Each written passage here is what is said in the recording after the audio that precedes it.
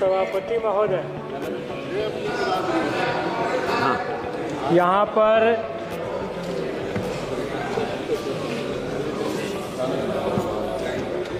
कई तथ्य पेश किए गए हैं जो सच्चाई से मेल नहीं खाते हैं। इतिहास को बदलने की कोशिश की गई है और इसलिए कुछ इतिहास के तथ्यों को आपके सामने रखना चाहता हूँ। 2 साल 11 महीने 17 दिन संविधान को बनाने में लगे। 9 दिसंबर 46 को पहली मीटिंग हुई और दूसरी 13 दिसंबर को पहली जो बैठक हुई जिसकी अध्यक्षता डॉक्टर सिन्हा ने की थी, SN सिन्हा, सच्चिदानंद सिन्हा बिहार के थे। पहली पंक्ति में जवाहरलाल नेहरू थे, मौलाना आज़ाद थे, सरदार पटेल थे, JB कृपलानी थे, डॉक्टर राजेंद्र प्रसाद थे, सरोजिनी नायडू थीं, हरे कृष्ण महताब थे, GB पंत थे, डॉक्टर अंबेडकर थे, SC बोस थे, B राजगोपालाचारी थे और आसफ अली थे। 207 प्रतिनिधि जिसमें 10 महिला भी शामिल थीं, ये संविधान सभा थी। इसमें कहीं भी श्यामा प्रसाद मुखर्जी नहीं थे और उसी तरह से जो ड्राफ्ट कमेटी बनी उसमें doctor BR Ambedkar, Alladi, Krishnaswami Iyer, doctor Gopalaswami Ayyangar, KM Munshi, Syed Mohammad Saadulla, BL Mitter, DP Khaitan, A Madhava Rao, T Krishnamachari, ये लोग थे।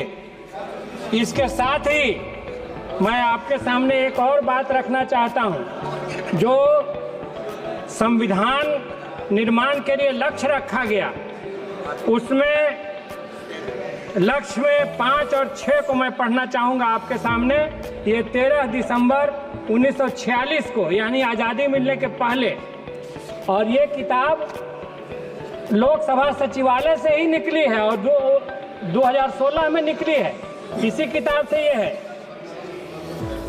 इसमें 5वां पॉइंट कहता है जिसमें भारत के सभी लोगों को राजकीय नियमों और साधारण सदाचार के अनुकूल निश्चित नियमों के आधार पर सामाजिक, आर्थिक और राजनीतिक न्याय के अधिकार, वैयक्तिक स्थिति और सुविधा की तथा मानवीय समानता के अधिकार और विचारों को प्रकट करने की, विश्वास व धर्म की, ईश्वरोपासना की, काम धंधे की, संघ बनाने की व काम करने की स्वतंत्रता के अधिकार रहेंगे और माने जाएंगे। और ये प्रस्ताव लक्ष्य रख रहे थे जवाहरलाल नेहरू। और 6ठा पॉइंट में है जिसमें सभी अल्पसंख्यकों के लिए, पिछड़े हुए और कबायली प्रदेशों के लिए तथा दलित व पिछड़ी हुई जातियों के लिए काफी संरक्षण विधि रहेगी। और ये जो 8 पॉइंट का लक्ष्य दिया गया था, इसी को बाद में जिस पर 24 जनवरी 1949 को सिग्नेचर हुआ, 26 को हमने इसको अडॉप्ट किया, स्वीकार किया, अंगीकार किया, लागू किया और 24 जनवरी 1949 को सिग्नेचर हुआ। यही 8 पॉइंट को थोड़ा परिमार्जित करके भाषाई त्रुटियों को ठीक करके रखा गया देश के सामने। तो इसीलिए हम कहना चाहते हैं कि ये इतिहास की कुछ बातें हैं। इसके साथ ही अभी जो हम कहाँ चले आए, केंद्र सरकार के 4-4, 5-5 संविधान विरोधी कदमों को सुप्रीम कोर्ट ने खारिज कर दिया। समाजवाद और धर्मनिरपेक्षता हटाने के लिए भाजपा के नेता ही सुप्रीम कोर्ट गए थे, लेकिन सुप्रीम कोर्ट ने उसको खारिज कर दिया। इलेक्टोरल बॉन्ड जो कि बहुत बड़ा भ्रष्टाचार का स्रोत बन रहा था, उसको खारिज किया। और साथ ही साथ बुलडोजर इनजस्टिस, जो एक राज्य में जस्टिस का तरीका बन गया है, उस पर भी सुप्रीम कोर्ट ने टिप्पणी की, उस पर रोक लगाया। CAA और NRC, नागरिकों की परिभाषा बदलने की कोशिश की गई। हमारा संविधान लिंग, जाति, भाषा और धर्म के आधार पर अपने नागरिकों के बीच भेदभाव नहीं करता, लेकिन उन्होंने नई नागरिकता की नई परिभाषा देने की कोशिश की। जनता के वोट से चुन के आते हैं और जीतने के बाद पूछने लगते हैं कि तुम साबित करो कि भारत के नागरिक हो कि नहीं हो। यह क्या बात हुई? ये क्या बात हुई? और इस देश में स्टेन स्वामी, बालाजी, उमर खालिद, गुलफिसा, मरान हैदर, ये सब जेल में सड़ रहे हैं बिना कोई आरोप के, बिना कोई बहस के। ये कहां हम पहुंचा रहे हैं देश को? किस संविधान की बात हम कर रहे हैं? और एक बात और कहना चाहते हैं कि ठीक है, एक बात और थी, आर्थिक समानता की बात थी। राष्ट्रपति का वेतन और चपरासी के वेतन में एक अनुपात होगा। हम समानता की तरफ बढ़े या विषमता की तरफ बढ़े? आज चपरासी तो चाहिए 5,000 का, 7,000 का। सीईओ का वेतन हम 2.5-3 करोड़ जरूर देने के लिए तैयार है। तो मैं कहना चाहता हूं कि ये सरकार आर्थिक विषमता को बढ़ा रही है, समतामूलक समाज की तरफ नहीं बढ़ रही है। यहाँ पर एक सदस्य पेरियार की निंदा करते हैं इस सदन में और अंबेडकर का नाम लेते हैं। तो यही लोग हैं। दोनों, गांधी भी एक जेब में चाहिए, एक जेब में नाथूराम गोडसे भी चाहिए। तो ये दोहरे नीति नहीं चलेगा। एक लाइन पर रहिए, मनुस्मृति चाहिए या बुद्ध चाहिए, एक जगह रहिए। ये दोनों नहीं चलेगा, ये दोनों नहीं चलेगा। और ये देश को धोखा देना है। पहले संविधान बदलने की बात चुनाव के समय, और अब संविधान के हम ही सबसे बड़े चैंपियन हैं। ये दोरंगी नीति नहीं चलेगी देश में। इसलिए हम कहना चाहते हैं कि इसको खारिज करना होगा।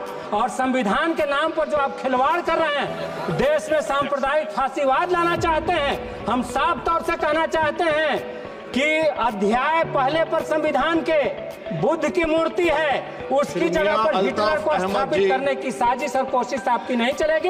हम इसको देश के अंदर नहीं चलने देंगे। बहुत बहुत धन्यवाद। श्री मियां अल्ताफ अहमद जी। ठीक है, एक छोटा काम है हमारे दर्शन का। मियां अल्ताफ अहमद जी। सर माइक नहीं चला मेरा। बहुत बहुत शुक्रिया जनाब आपका, मुझे टाइम मिला।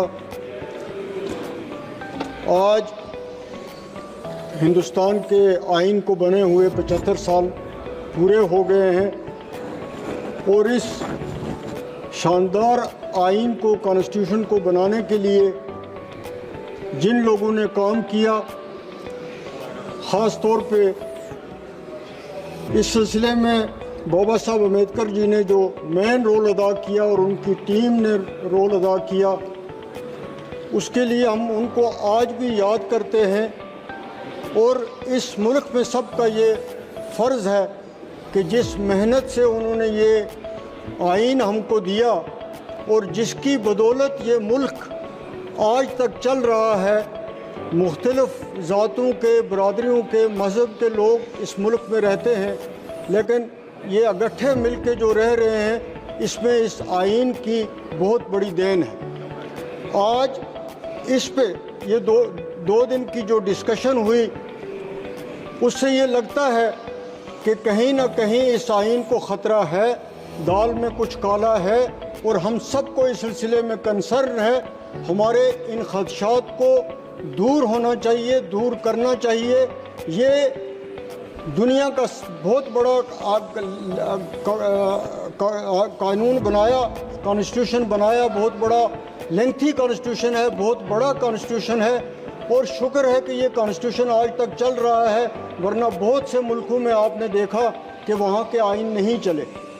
आज सबसे बड़ी बात जो है वो ये है कि इस आइन के तहत हम सब की जो तरक्की होनी थी इस हिंदुस्तान में, बिला लिहाज मज़हब व मिल्लत, वो रहनी चाहिए, वो कायम रहनी चाहिए। नवीन घडामोडी पाहण्यासाठी आजच आम्ही मुंबईकर 24 तासला लाईक करा, सबस्क्राईब करा आणि अपडेट रहा।